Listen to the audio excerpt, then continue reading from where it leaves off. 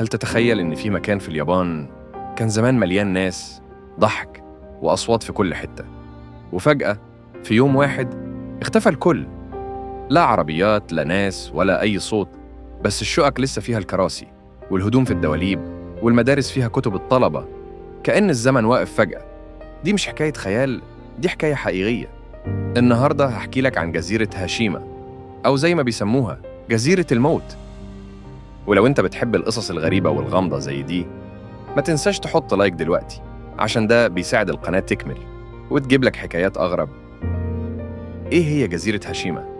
جزيرة هاشيما موجودة قدام سواحل ناغازاكي في اليابان، صغيرة جداً، طولها أقل من كيلومتر واحد، بس كانت زمان من أكتر الأماكن زحمة في العالم. في أوائل القرن العشرين، اليابان اكتشفت منجم فحم كبير جوه الجزيرة، وشركة ميتسوبيشي المشهورة بدأت تستغله. فالناس بدأت تيجي تعيش هناك، مئات وبعدين آلاف، لحد ما وصل العدد لأكتر من 5000 شخص عايشين فوق صخرة في نص البحر. الحياة على الجزيرة. الجزيرة كانت شبه مدينة صغيرة، مدارس، مستشفى، محلات، عمارات عالية من الأسمنت. الحياة كانت صعبة، بس الشغل كان بيأكل الناس عيش. العمال كانوا بينزلوا يشتغلوا في أعماق الأرض، وسط الفحم والدخان والحر. لكن تحت الهدوء ده كان في وجع، وفي تاريخ أسود. كتير من العمال كانوا مساجين، أو ناس شغلوهم غصب عنهم في الحرب العالمية التانية. نهاية المفاجأة في السبعينات، الفحم ما بقاش له قيمة، وشركة ميتسوبيشي قررت تقفل المناجم فجأة سنة 1974. وفي أيام قليلة كل السكان سابوا الجزيرة وهربوا، ماخدوش معاهم غير الحاجات الضرورية، وسابوا وراهم شقق مليانة فرش، أدوات مطبخ، دفاتر، مدارس، هدوم معلقة. وكأن الحياة اختفت فجأة، من غير وداع ومن غير سبب واضح. جزيرة الأشباح من وقتها، الجزيرة بقت مهجورة، الطبيعة بدأت تبلع المباني، والهواء بقى تقيل، والصمت مرعب.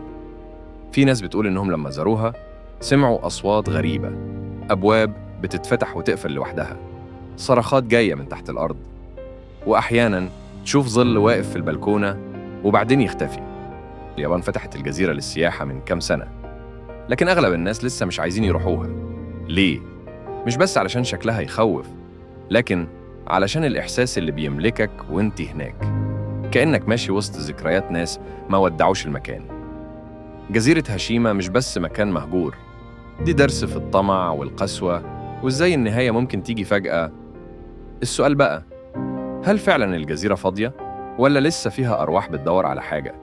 وعلى فكرة، لو شايف إن القصة دي كانت مثيرة، يبقى استنى اللي جاي، لأنه أغرب وأخطر. اشترك في القناة وفعل الجرس، وخلي الحكايات دي توصلك أول ما تنزل. ولو أنت من الناس الشجعان اللي ممكن يروحوا الجزيرة، اكتب لي في التعليقات، تحب أعمل فيديو عن أكتر 5 أماكن مسكونة في العالم؟